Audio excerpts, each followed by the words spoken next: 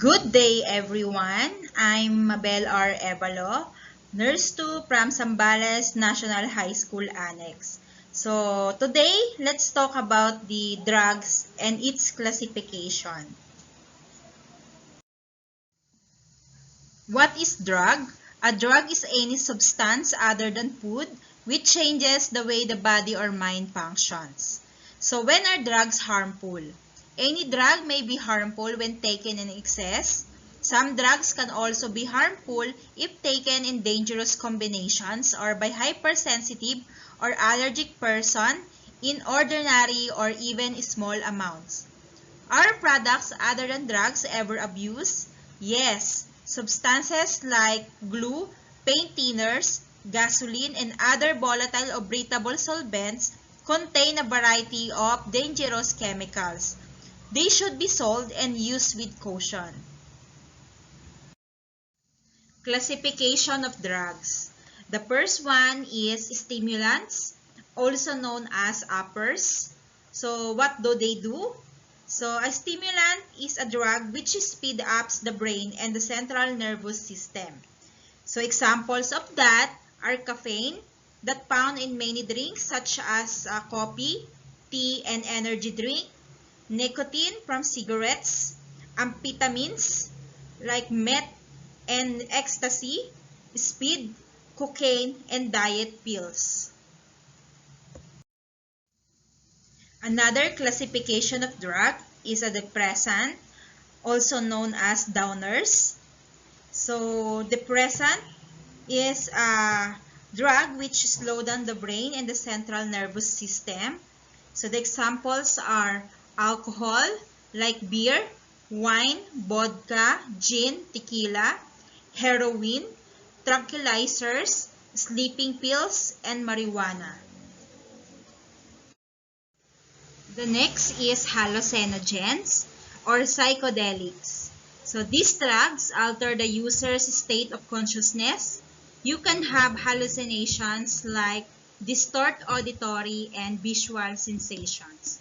So distort auditory happen when you hear voices or noises that don't exist in reality, while the distort visual sensations happen when you see something that is not real. So examples of hallucinogens are lysergic acid diethylamide or LSD, psilocybin mushroom or commonly known as magic mushrooms, and ketamine, which is a general anesthetic agent.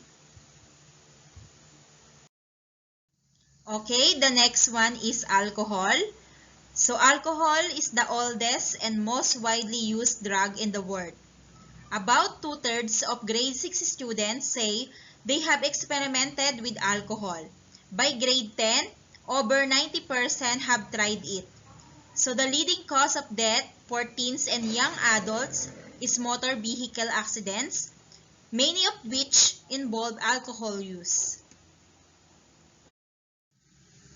Alcohol percentage content in drinks.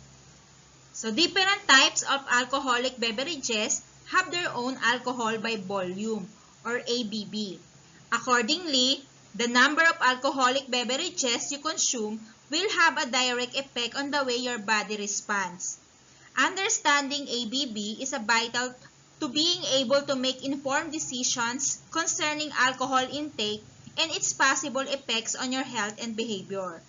So alcohol can cause negative consequences by interfering with the way your brain operates, making it more difficult to think clearly, make good decisions, and remember information accurately. So here is the example of alcoholic beverages and its ABV. Beer has an alcohol percentage of 2 to 6%. Wine has an alcohol percentage of 8 to 20%. Champagne has an alcohol percentage of 12.5%. Vodka has an alcohol percentage of 40 to 95%. Gin has an alcohol percentage of 40 to 47%. Tequila has an alcohol percentage of 40%. Rum has an alcohol percentage of 36 to 50%. Brandy has an alcohol percentage of 40% or more. Whiskey has an alcohol percentage of 40 to 50%. And liquor has an alcohol percentage of 15 to 60%. The path of alcohol in the body. Alcohol goes directly from your digestive system into your blood and within minutes spread to enter body, including the brain. Alcohol enters the body through the mouth. When a person drinks alcohol, some alcohol gets into the bloodstream in the stomach, but most goes on the small intestine. So alcohol enters the bloodstream through the wall of the small intestine. It pumps alcohol throughout the body until it reaches the brain. Alcohol is oxidized by the liver at a rate about 0.5 ounce per hour. Then alcohol is converted into the water, carbon dioxide, and energy. So, if you drink large amount of alcohol in a short period of time, you can lead to intoxication. Alcohol intoxication, also referred to as drunkenness, is a temporary condition caused by drinking too much alcohol, and the amount of alcohol needed for intoxication varies from person to person. Let's talk about the effects of alcohol in our body. Short-term effects, depending on how much is taken, and the physical condition of the individual. So alcohol can cause feeling of warmth, flushed skin, impaired judgment, lack of coordination, slurred speech, memory and comprehension loss. Heavy drinking usually results in a hangover, headache, nausea, anxiety, weakness, shakiness, and sometimes vomiting. For long-term effects, these lead to deteriorating physical condition that include liver damage and increases the risk of heart disease. A pregnant woman may give birth to a baby with defects that affect the baby's heart, brain, and other major organs. A person can become dependent on alcohol. If someone suddenly stops drinking, withdrawal symptoms may set in. They range from jumpiness, sleeplessness, sweating, and poor appetite, convulsions, and sometimes death. Alcohol abuse can also lead to violence and conflicts in one's personal relationships. Alcohol and the liver. The liver removes poisons, include alcohol from the body. So people who drink regularly can have serious liver damage and may even get liver cancer. As you can see in the picture, it shows the effect of alcohol on our liver. So if the liver is damaged badly enough, it can stop working, causing the person to die. The next classification of drugs is nicotine. It is the most addictive drug. It causes more long-term health problems than any other drug. Adults are smoking less. Younger people under 18 years old smoke more. So when someone stops smoking, they have strong cravings, irritability, or everything gets on nerves. Tobacco consumption. Among adults age 15 plus, 19.5% of Filipinos are tobacco users, including 34.7% of men and 4.2% of women. 18.5% smoke tobacco products, 33.3% of men and 3.7% of women. 1.5% use smokeless tobacco products, 2.3% of men and 0.7% of women. Among youth ages 13 to 15, 12.5% are tobacco users. Among boys, the percentage of tobacco users is 18.3%. For girls, the percentage of tobacco users is 6.9%. 10.8% smoke tobacco products and 16.2% of boys and 5.6% of girls. 3% use smokeless tobacco products, 4.3% of boys, and 1.7% of girls. For the second-hand smoke exposure, 12.9% of adults age 15 plus who work indoors are exposed at their workplace. 9.2% of adults are exposed in restaurants and 12.2% on public transportation. 41.7% of youth ages 13 to 15 years old in the Philippines are exposed to second-hand smoke inside enclosed public places, and 29.3% are exposed at home. Health consequences. Over 112,000 Filipinos die from tobacco-related diseases each year. About 23% of male deaths and 10% of female deaths are caused by tobacco. The overall is 17.5%. Over 20% of non-communicable disease-related deaths in the Philippines are attributable to tobacco use. Sample of that is the ischemic heart disease, stroke, diabetes, chronic obstructive pulmonary disease or COPD, and lung cancer. Another classification of drug is marijuana. So, marijuana is the most common illegal drug. It describes all plants materials like leaves, tops, stems, flowers, and roots from a cannabis plant or cannabis sativa. So, the main active chemical is the THC or tetrahydrocannabinol, which moves quickly to the bloodstream to the brain and other organs throughout the body. Marijuana smoke contains 50% to 70% more cancer-causing substances than tobacco smoke. What are the effects of marijuana in our body? The mental consequences of marijuana use are equally severe. Marijuana smokers have poorer memories and mental aptitude than do non-users.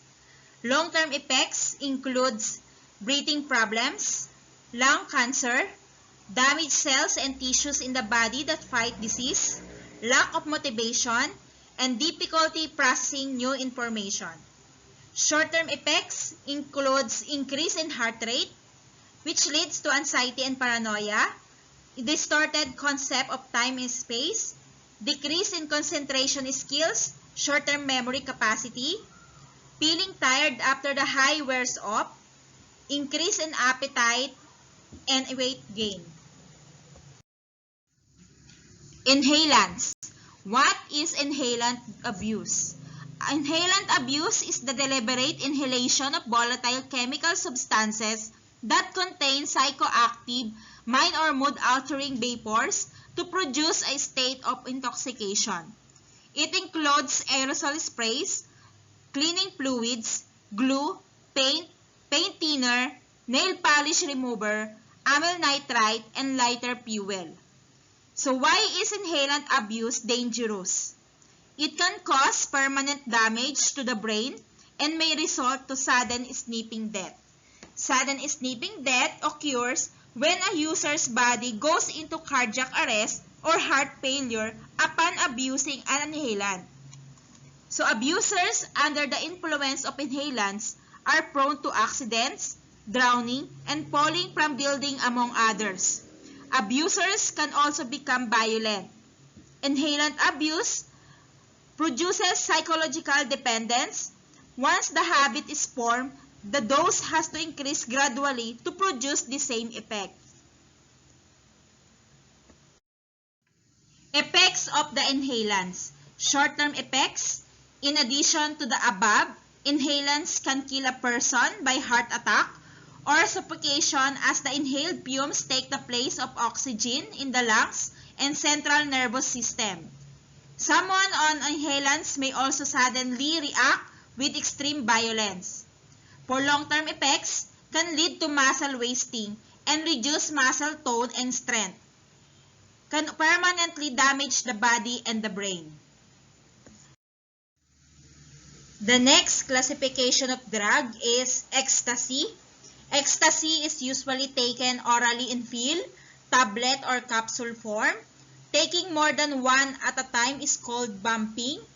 Ecstasy is a slang term for a legal drug, MDMA, or methylene dioxymethamphetamine. It is a synthetic or man-made drug made in a laboratory.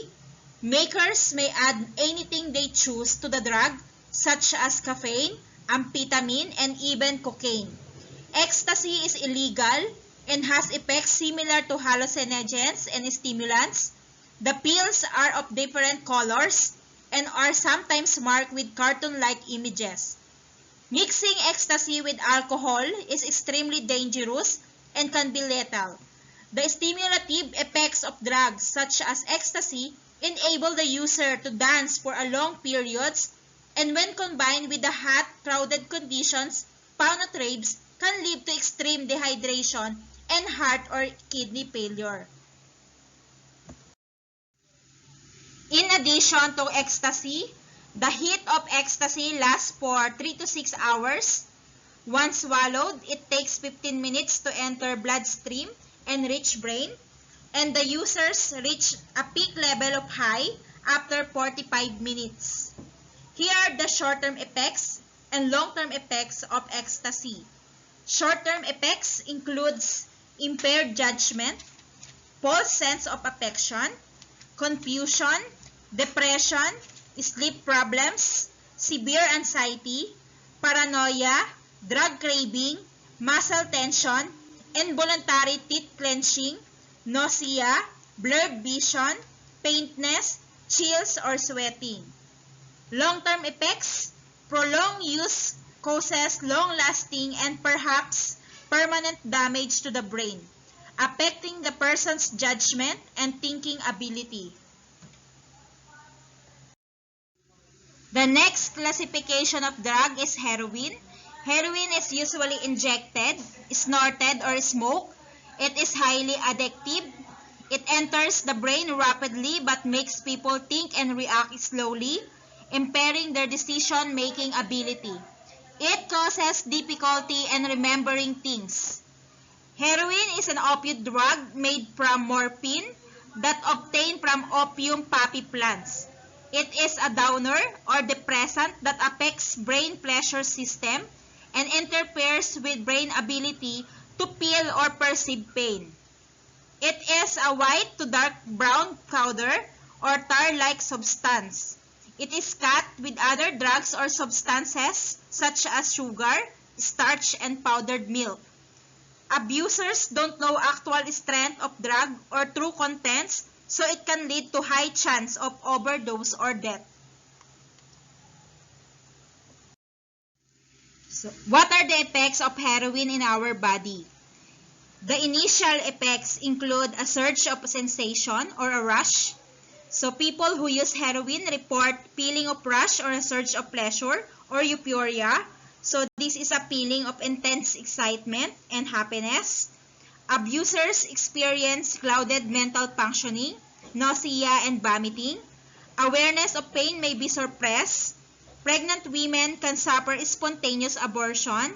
Cardiac or heart functions slow down, and breathing is severely slowed, sometimes to the point of death.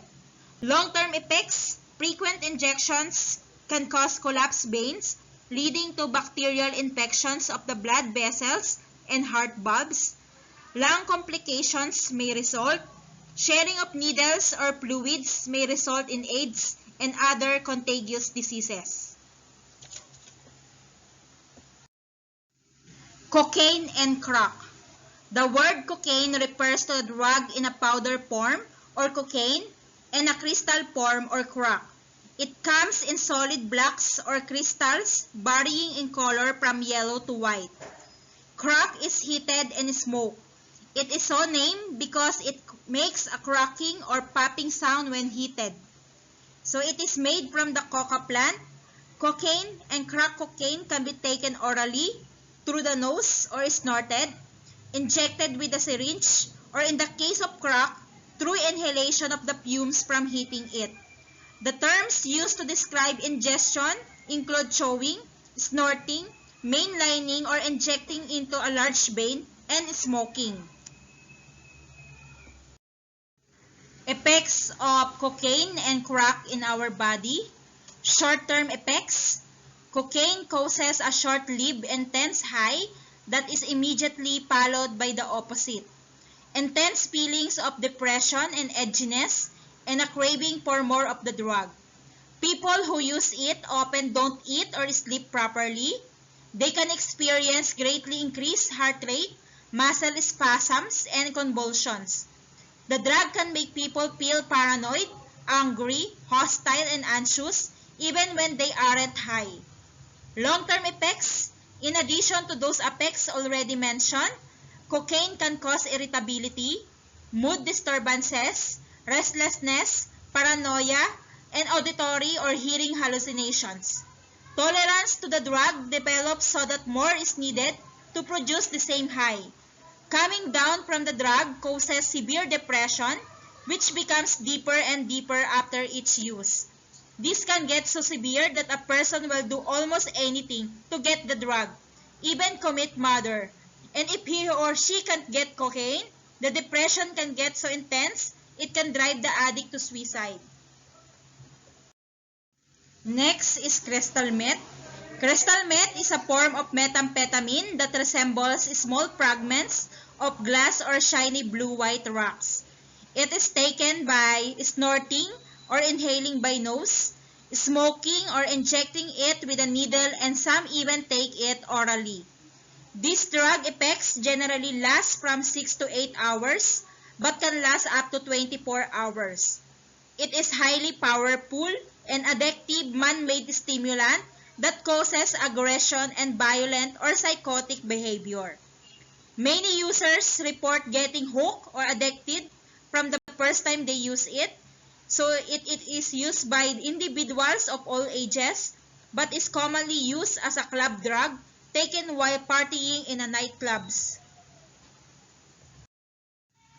Let's talk about the effects of methamphetamine or crystal meth. Short-term effects. Negative effects can include disturbed sleep patterns, hyperactivity, nausea, delusions of power, increased aggressiveness and irritability, can cause decreased hunger and bring on weight loss. In higher doses has a greater rush, followed by increased agitation and sometimes violence. Other effects can include insomnia, confusion, hallucinations, anxiety, and paranoia. It can cause convulsion leading to death. For long-term effects, increased heart rate and blood pressure, damage to blood vessels in the brain leading to strokes or irregular heartbeat, and cardiovascular involving the heart and blood vessels collapse or death, can cause liver, kidney, and lung damage. Users may suffer brain damage including memory impairment and an increasing inability to grasp abstract thoughts. Those who recover are usually subject to memory gaps and extreme mood swings. So here are some pictures of effects of methamphetamine. As you can see in the pictures, a user's face or a meth addict's face may have sunken eyes from damage to the skin surrounding the eyes, decline in physical appearance in the face of many meth addicts, and or an aged appearance. Prescription drug abuse. Abuse of prescription drugs has become a more serious problem than most street drugs. Many teens think prescription drugs are safe because they were prescribed by a doctor. There are very serious health risks in taking prescription drugs. This is why they are taken only under the care of the doctor. So people can have different reactions to drugs due to the differences in each body's chemistry. Prescription drugs are only safe for the individuals who have the prescriptions for them and no one else. Types of abused prescription drugs. The first one is depressants, also known as downers or sleeping pills. So these drugs slow brain function. They include sedatives that used to make a person calm and drowsy, and tranquilizers intended to reduce tension or anxiety. Examples of that are Xanax, Klonopin, Halcyon, Librium, Amytal, Seconal, Zyprexa, and Valium. The next one is opioids and morphine derivatives, generally referred to as painkillers. So these drugs contain opium or opium-like substances and are used to relieve pain. Examples of that are Piorinal with codeine, Robitussin A to C, Roxanol, Demerol, and Doramorph.